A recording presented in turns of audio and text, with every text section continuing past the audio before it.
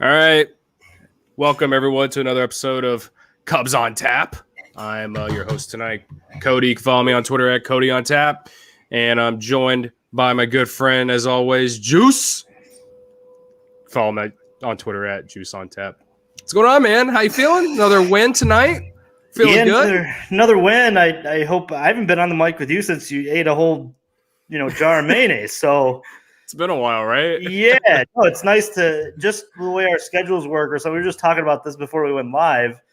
Yeah. Me and Cody are just on different shows now, man. But it's the same show, just different days. But no, man, it's good to sit down and have talk a win. This is great for morale. I know we got the morale blend, and I know you got your own special mayo blend that seems to be churning with these Cubs wins, man. What are they, 11-6 or something since? 11-6 since I inhaled a bottle of mayonnaise, and 15-7 in the month of May overall. So, man. I like to believe that I kind of helped push them along. But overall, in the month of May, these guys have been rolling.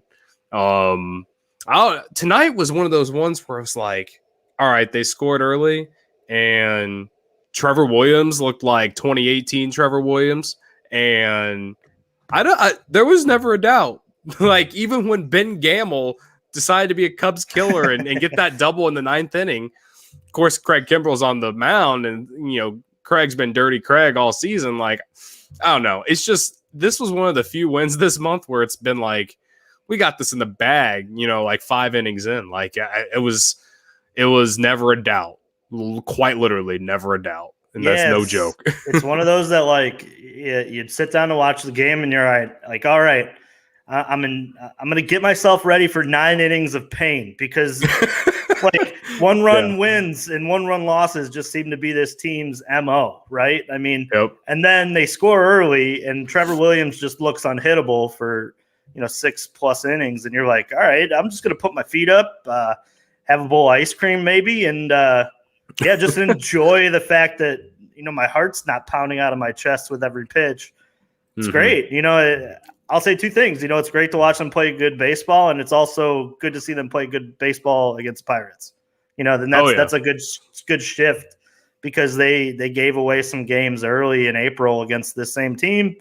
And good. Just keep it rolling, man. Stack the dubs. I saw you on Twitter. You're talking about, stacking dubs before this hard schedule part coming up. And me and Ron were talking about that last night. These are the games you got to take care of, because, you're maybe looking at a Dodgers team or a Padres team coming up in the next couple of weeks that takes 2 out of 3 from you, because they're just more talented than you are. And just to keep pace with the Cardinals, that's just what you have to do right now. So, yeah. Good for Trevor Williams, man, going to Pittsburgh and telling his old team to shove it too. It hasn't gone the way that he's wanted to each time he's pitched against him. But he finally got the Trevor Williams revenge game. Like, he finally got it. Like 3rd time's the charm with one of those too. He finally got it, man. No, you make a lot of good points, and I'll just say this. You pointed out my tweet. Yeah, like, winning these games against Pittsburgh, they got the Reds this weekend. I think that's on the road as well. Like, you're hoping to get 2 or 3 this weekend, which makes tomorrow's game that much more important to get to not only get the sweep, but to also make up for Cincinnati's tough, so you can't expect a sweep to Cincinnati. So get a win tomorrow to make up for potentially a loss over the weekend against Cincinnati. So, and then the tough schedule in June, it's brutal. They got to face the Padres twice, stuff like that. So I don't want to get too deep into it, but yeah, tonight's win, it may look like a game that, they win, whatever, we maintain pace with the Cardinals, but in the long term, it does mean something. So if you're watching, listening, whatever, please take that into account, because it is very important if you look at the schedule ahead, because it's not easy. And, it's been great watching the Cubs play the way they are. But in the grand scheme, the schedule in May has not been very tough outside of playing the Dodgers, in which they somehow swept them. The series in St. Louis was a big test, and they took 2 out of 3. And even the Nationals, I know the Nationals are last in the NL East, but like they're still a tough team. And they were lucky and only had to face Scherzer, didn't have to face Strasburg. They did have to face Corbin, I guess. But, I don't think that team is like an easy an easy series, and they've managed to take 3 out of 4. So as easy as the schedule has been, they have also been impressive. But anyway, man, like let's talk a little bit about the game. I took Javi Baez at plus 350 to hit a home run tonight. That didn't work out. I thought it might have if Will Crowe would have stayed in the game longer, and Derek Shelton wasn't having that. He took him out after I think it was an inning and a third, an inning and a third. He came out after an inning and a third. And that's because the Cubs put up 3 runs up in the second, and just kind of that set the tone for the game. It all started with David Bodie's. I don't know what you think, but that David Bodie homer, it was very similar to the walk-off grand slam against the Nationals back in 2018. Obviously not bases loaded, not the 9th inning with 2 outs, but the way where the ball was at in the zone and where the ball went. David Bodie's always been a guy that if he gets the ball in the zone, in the bottom part, he will hit it hard somewhere. You agree with me on that or not? Yeah, I want to confirm that glasses juice is just a little bit smarter than normal juice. So I'm rocking the glasses today. My allergies have been acting up, and but yes, I want to say that is the same exit velo, same kind of ball flight. I'm with you on that. It almost looked like Phil Mickelson this weekend. Just if you sync them up together, it was the same ball flight, man. But and just dropping bombs, but. Yeah, no, good for Bodie. I know that his average isn't looking the best and he hasn't played the best baseball, but maybe that gets him going. Kind of thinking about taking the ball to center field with authority. It seems like when he's going good, he's doing that. So right. Yeah, I mean, good for that. Good for him. Good for, like I said, good for Trevor Williams. Good for the team to keep rolling. Yeah. Our guy Ron coming in the comments saying needed Trevor Williams dominance like I needed air. I'm with you, man. I guess we could have started off with Trevor Williams because he went 6 innings tonight. Struck out. How many struck out? He struck out 6 or 7 guys. Struck out 7 guys. Didn't walk anyone. Of course, gave up the 1 run, but in the 6th or the 5th or the 6th inning, whatever it was. But just really solid overall. I think a couple starts ago, I started the trend of calling on Keegan Thompson to be a starter. And Trevor Williams has answered the call since then, knowing that he hasn't pitched well and Keegan Thompson has been. Now Trevor Williams is extending that line a little bit longer. And if he keeps pitching like this, I know as the Pirates, and I know the Pirates don't have, home run masters or anything. They're bottom of the league in home runs, but you gotta start somewhere. And if this is the start of him being something, I don't know. But this other guy, he says JD mentioned that he noticed some adjustments in the delivery, so hopefully this is the beginning of a good run for Trevor. So yeah, I didn't hear that in the broadcast, but I didn't either, and I'm sure that's the case. I just he's your prototypical 5th starter, right? I mean, it's if any time you can get 6 out of a guy like that is a huge win for your ball club. And good for him to battle. And obviously, he's probably hearing some of the Keegan Thompson talk around the club, around the Twitter sphere. And, it's good for him to get out there and pitch good baseball, have a nice game. And as much as I would like to see Keegan Thompson get a start, a spot start, or even just be part of the rotation, I honestly wouldn't want to see it until after the All-Star break, just because he is young and he hasn't ever pitched in the major leagues at a lot of innings. So if you made him a starter now, who knows what he would be like in September. Right. So, that's kind of a give and take type situation. I feel like he would be more beneficial in the second half of the season doing that. So, and I'm also on the other side of the spectrum too, that obviously, the Cubs if they're going to make a postseason run, are going to need that guy who can shut it down for 3 innings. And I don't know if you heard last night. I think Keegan Thompson has a lot of – I don't want to say he's got Josh Hader stuff in him, but that's the prototypical maybe future for the short term. Maybe out of the bullpen, he's the guy that gets you 3 innings when your starter can only go 5 to bridge to Kimbrel. Maybe he's your Kopech. That's kind of the – way baseball's gone. That seems like every team has one of these guys now. Yep. And if that's a case of, maybe David Ross giving him a little bit more, responsibility, a little bit more extra innings later in the game, I want to see that, because I want to see if that kid can do it. You know, Right. if he's going to be a He starter in the pitched 2 innings future, last night too. So, right? I mean, And that's the whole idea behind this thing. If this whole thing's going to work out, where they're going to be a team that wins the division, they're going to have to rely on that bullpen. And if that's the case, they're going to have to find guys who could pitch 2 to 3 innings. Because if they keep throwing this 1 inning thing out here, this team's going to fall apart by mid-July, because these starters just can't go this. They don't go this deep. It's between Arrieta and Alzolay he works really deep counts. He gets a lot of strikeouts, but his pitch count always seems to be one of the higher ones by the 4th, 5th inning. For sure. And I mean, you got Davies, but he's a guy you don't want to have him see the 3rd time around. Exactly. So it's like all these the starting same thing pitchers, with Trevor Williams too. Yeah. So it's like you got 4 starters here that are like, you pretty much have to have them out by the time they see the lineup the 3rd time. So no wonder why the bullpen has been pitching so many innings. Right. So I'm hoping that that's maybe a role that Keegan Thompson can slide into. Maybe that's an experimentation type thing down the road. I wonder if he could pitch every day like that. Because in a lot of the ways, Hader will pitch 3 and he'll still come out and give you an inning the next night. Right. And I don't know if that's a possibility, but in the short term, they got to figure out a way if they're going to try to contend this year. Right. Well, Trevor Williams managed to go 6 tonight, and that's cool and tough, if you ask me, man. And I think if you can get 5 or 6, as much as we'd like to see him go 6 or 7, if you get 5 or 6 out of this rotation outside of Kyle Hendricks, I think that's solid. And Albert Alzolay he's going to be coming off 7 innings of like elite of an elite performance against the best team in the division, at least according to all of the baseball experts coming into the season. So I think the rotation is trending up. It's just going to take some time still. I think Albert Alzolay will be the number 2 in this rotation by the end of the season, if not the number 1. It's just going to take some time and some seasoning, as we like to call it.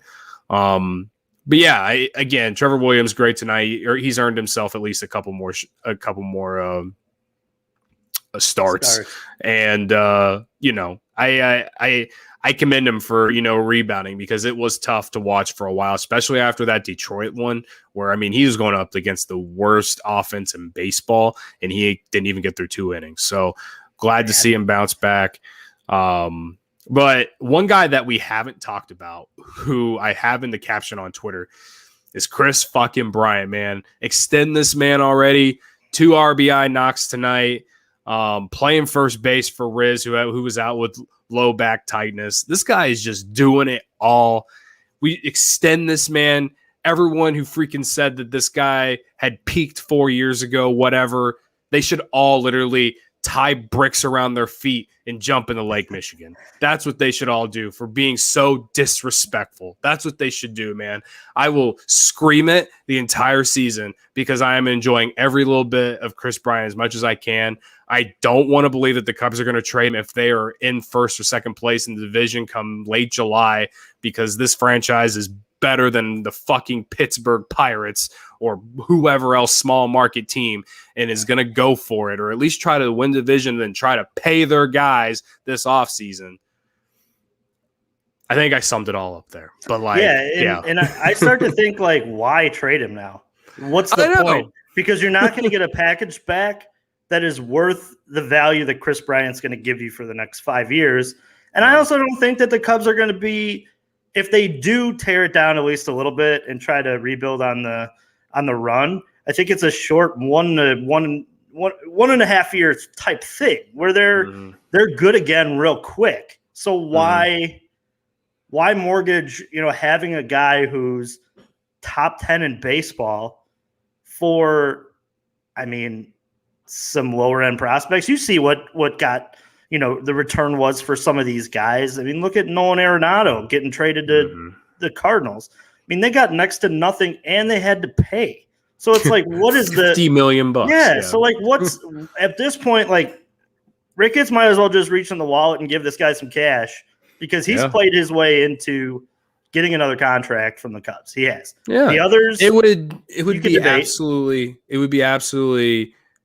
like one of the most depressing things if Chris Bryant goes on to win the MVP this season, and it's and like the Cubs keep him and he goes on to win the MVP and then they don't re-sign him. Like that would be one of the most depressing things because he did everything he could to impress this franchise and to keep him after all the other shit that he's already done. You know what I mean?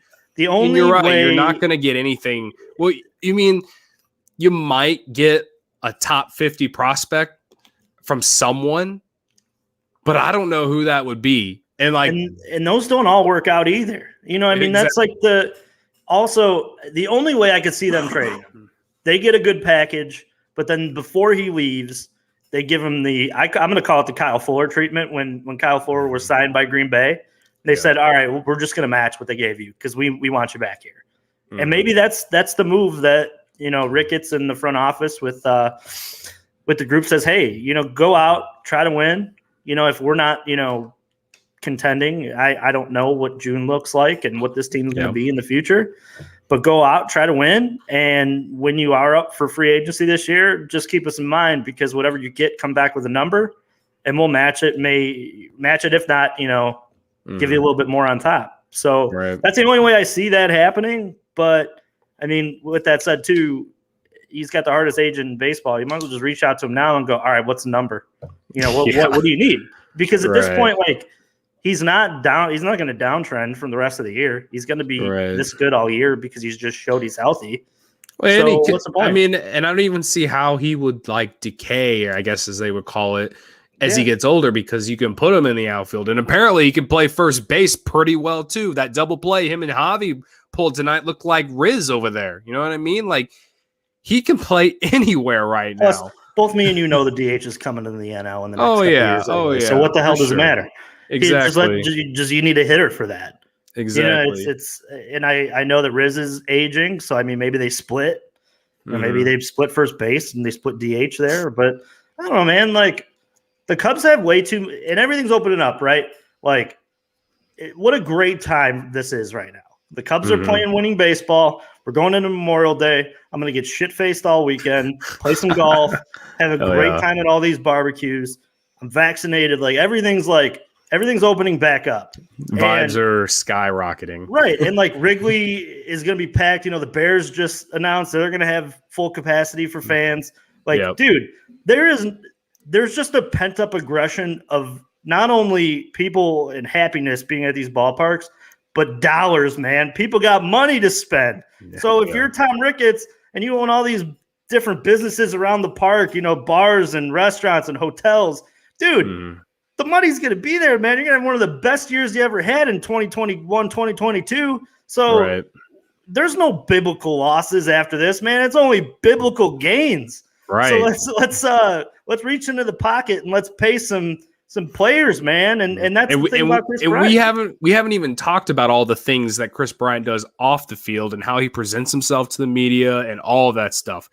Everything about this guy is literally the perfect franchise player that you would want. You put him and Anthony Rizzo next to each other and it's basically identical, except Chris Bryant is clearly far and away better than him. And that's it. And it's not even by that much. But if you want to talk about five-tool players, guys that you can play all over the field, a guy who can hit for power, hit for contact, and not strike out that much, that's your guy. Those guys don't come around very often, man. And he just proved it again tonight. Went 3 for 5, had 2 RBIs, like I said, and they turned out to be pretty big insurance runs. And yeah, I don't got anything else to say about him except that we need to extend this guy. And I will scream it. and that's the back end of the deal, too. He may not hit home runs. He may lose some of that power. Let's say you give him a 6-7 year deal. But, dude, at the end of the day, he's such a professional hitter that he's going to hit 300 and be a mainstay in our lineup and drive in runs just from spraying the ball over the field because he's one of the only guys in this lineup who uses the whole field. Yeah. So, I don't know, man. To me, the time to extend him was 2 weeks ago because as this season goes, it's just Boris is just sitting there all right, now we're past 250 mil. Now we're past 260. You know what I'm saying? It's just going to be a massive contract because he's going to point to it and go, all right, well, I had just as good, if not better, a season than I had in my MVP year. And I'm on the other turn of 30 here. So I'm only getting better. You know what I mean? Yeah. It's like they're gonna look right at that Nolan Arenado contract that Colorado originally gave him, and it's gonna be compared with that. I mean, it just is, and it's only because he's always been a third baseman, but as he gets older, he's gonna be playing all over the field. I feel like as he gets older, so I don't got anything else on it, man. It's just like me neither, man. He's just such a great player. We should enjoy the hell out of it. I've literally that's what I'm doing. I'm enjoying as much as I can of him, because there's just that little part of me that's like, God, 1 or 2 week bad stretch and the Cubs are going to trade this guy. So I'm just like cheering for this team to just keep playing the major league role where they're just telling everyone in ownership and front office off garments off of Tom Ricketts. Yeah, just like fucking keep just saying fuck you to ownership and front office and all of them, saying we're going to go out and win the fucking division. I fucking said it Sunday night when me and freaking Ron were recapping the game, and I was freaking lit about how they won that game. Winning that series in St. Louis was like a moment in the season. Like I know it's May, but like it was one of those, like if we go on to win the division, you look back at that series and you're like, that was a pivotal moment in the season where this team showed us like, hey, we're here. We're for real. You know what I mean? So with that said, it's been great to see the Cubs now win 2 straight against a team that clearly sucks. And I think with that said, we can transition into tomorrow's game. I don't think there's anything else about the offense except for Chris Bryant and David Bodie from this game. I thought the at-bats overall were pretty solid. They only had 7 strikeouts tonight. Like they're, again, just a great run from the offense continues, and Trevor Williams in the bullpen, great. So yeah, let's move to tomorrow's game. We got Kyle Hendricks against Tyler Anderson. If I remember correctly, Juice, didn't Tyler Anderson shove like 7 or 8 innings down our throats the last time we faced him? He might have, but I do know that his last start was god awful. Yeah, he's coming off his worst start of the season. He went through like 2 innings or something stupid like that. He was terrible. Yeah, he's coming off his worst start of the season in Atlanta, where he served up 3 homers and 9 runs to the Braves in a blowout. Yeah. So I do remember he came into Wrigley, I think, last month and decided to just shove 7 or 8 innings down our throats. And that was also in April, and the Cubs offense was like historically bad in April. It's a different team now. I don't know too much about Tyler Anderson, but if he gave up 9 runs against Atlanta in his last start, he's probably not feeling too hot about this next start. So not much confidence. A good day for the Cubs to get some revenge with their ace on the mound. And Kyle Hendricks has been rolling since his start in Detroit. And he showed up. When did he last start? Was it last Friday against the Cardinals? I think that was his last start. Yeah.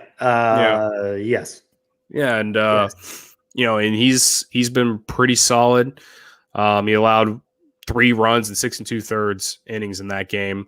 It ended up being a blowout against St. Louis, 12-3 winner. Just to throw that out for the Cardinal fans that are listening, which I know there's none, but still, and I think just a nice reminder. He didn't give up much early in that game. I think the runs were at the end of his. Yeah, when it was already. Yeah, well, actually, it didn't become a blowout until the 8th inning, if I remember correctly. But either way, he was pretty solid. Yeah, he still gave you a quality start, and that's all you can ask for out of your ace. So he's looking to keep it rolling, man. What are your thoughts about tomorrow's game? And give me a fly W player. Yeah, looking at the revenge game for the Cubs against. Whatever Anderson, Tyler Anderson, Anderson, Anderson, that guy. No, yeah, I mean, go out there and hit the ball around, get a dub, and then go to Cincinnati. What does Bill Belichick say? We're on to Cincinnati. We're on to Cincinnati, right? Like just get a win, and then all of you can stand at the podium after and go, "We're on to Cincinnati." That's what we could do. So yeah. Fly the W pick. I saw Chris Bryant against Ian Anderson as like 4 home runs or something stupid like he that. He's hitting 438 with 3 home runs and 16 at bats against Tyler Jesus Anderson. Christ. Yeah, so give me that guy. And then twice on Sundays for that as well. He's just seeing the ball so well, man. It's like he hasn't hit a lot of home runs this month, No. but he's still putting the ball in play and still making things happen, getting extra base hits. Can't ask too much more from a guy, man. And I picked him last night too, so I mean it showed pretty well tonight. So might as well ride the hot hand, right? I'm sure Kyle has a nice start too. It'd be nice if he just, tells them to shove it for 8 innings, and then we can get like Dylan Maples out there for some stupid innings. Like that'd be nice. I said this last night that it'd be cool if Trevor Williams pitched 7 and then it was a blowout, but we didn't get the blowout tonight. We got the, just the in-hand baseball game from the beginning. So it'd be nice if they score like 10 runs in the first 4 innings and then let Kyle just put it on cruise control till the 7th or the 8th. And then let's get some guys some work who don't come in high leverage situations just to see what we have out there other than, your usual suspects. So it'd be nice to see some Dylan Maples innings, because when that usually happens, it means that the Cubs are winning. Yeah. Yeah. No, as much as you mentioned Dylan Maples there, Dylan Maples is actually having a nice season, but yeah, he's in that role of like he only comes in if the Cubs are up big or down big, and I think that's why I want to see down. him. Yeah, I want to see him more often just to see if Right. it's a case of it's not a fluke. That's right, yeah. you need. I to will know. say that he has been much better this year than he ever has been with the Cubs in general. Yeah. So the pitch lab must be helping. Pitch lab, get us some pitch. We need pitch lab shirts. Like, yeah, I know, right? Cubs on Tap pitch lab shirts, and then we could just list all the guys on the back.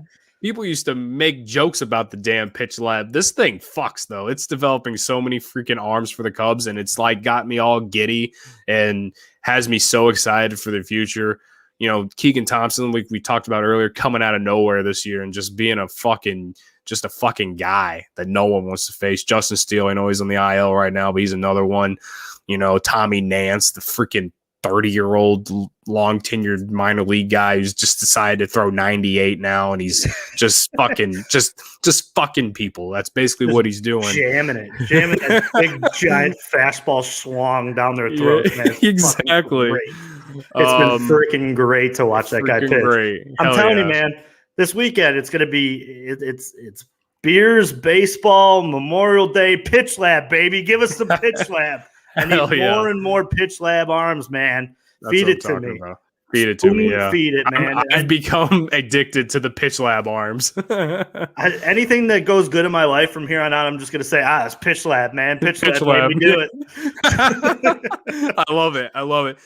So everyone knows I take Chafin, who, again, I only came in for a third of an inning tonight, but he got the strikeout to get out of the inning. Just want to point that out. The guy continues to be an absolute back end of the bullpen, beautiful human being. A freaking beaut, man.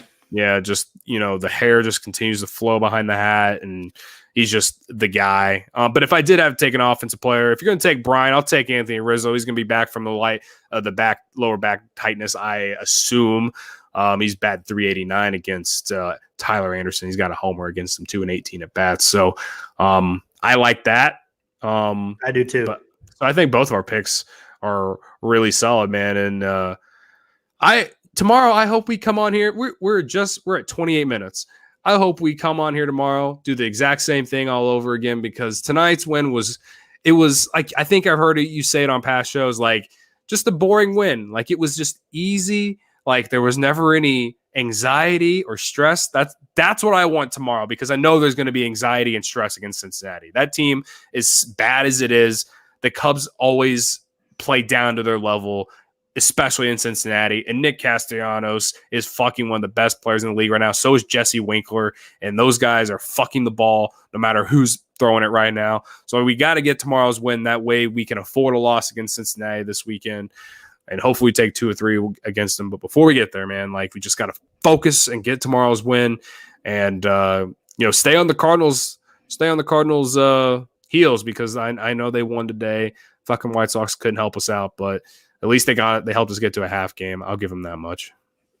Yeah, no, good. It's like I said, man, baseball's heating up. It's starting to get to be that fun time of the year, right? Where the balls fly out of the ballpark and you're in the bleachers with a $10 Bud Light and you're living your best life, man. And that's why this is so fun to sit here and talk about a team that's winning baseball games, because it just makes Wrigley have 10 times better of an atmosphere when they're good, man. It's gonna be a fun summer if they can keep this up. Hell yeah, man. I like it. That's a good way to end it. I want to remind everyone to head on over to ontapsportsnet.com to get all your Chicago sports needs. This is the official Cubs podcast of the network. You can follow us on Twitter at Cubbies on Tap. You can follow us on Instagram at Cubbies on Tap as well. You can follow me on Twitter at Cody on Tap and Juice at Juice on Tap. I love saying it like that, Juice. And please do continue to. And I think I covered it all up. You can. I know we're gonna have a recap show tomorrow, but we're probably taking the weekend off because it's Memorial Day, and we're all gonna be very drunk, and no one wants to hear us drunk on a live or recorded podcast. At least we believe so. At least so. Tune in for the next two shows. And hopefully we come back on, I think it would be Monday or Tuesday. Yeah, also, though, make sure you guys are following the Cubs on Tap Twitter and all of our Twitters, because a lot of us will be jumping in to do some live reactions. For sure. Things that happen over the weekend. Maybe something breaks where, somebody's coming up, or, the Cubs have a blowout win or something happens. We will be jumping in on our own social medias just to talk about the games and or give live reactions off of our Twitters. I will be on a boat listening to the ball game, so you can find me shirtless talking about Cubs wins, hopefully, if that's the case. But with that said, yeah, man, let's have a good one. Let's have a weekend. Hell yeah, man. Well, like I said, Juice, we'll be back here tomorrow. Can't wait to talk to you again. Let's get out of here the only way we know how. Fuck the Cardinals. And fuck the Cardinals. Let's go Cubs.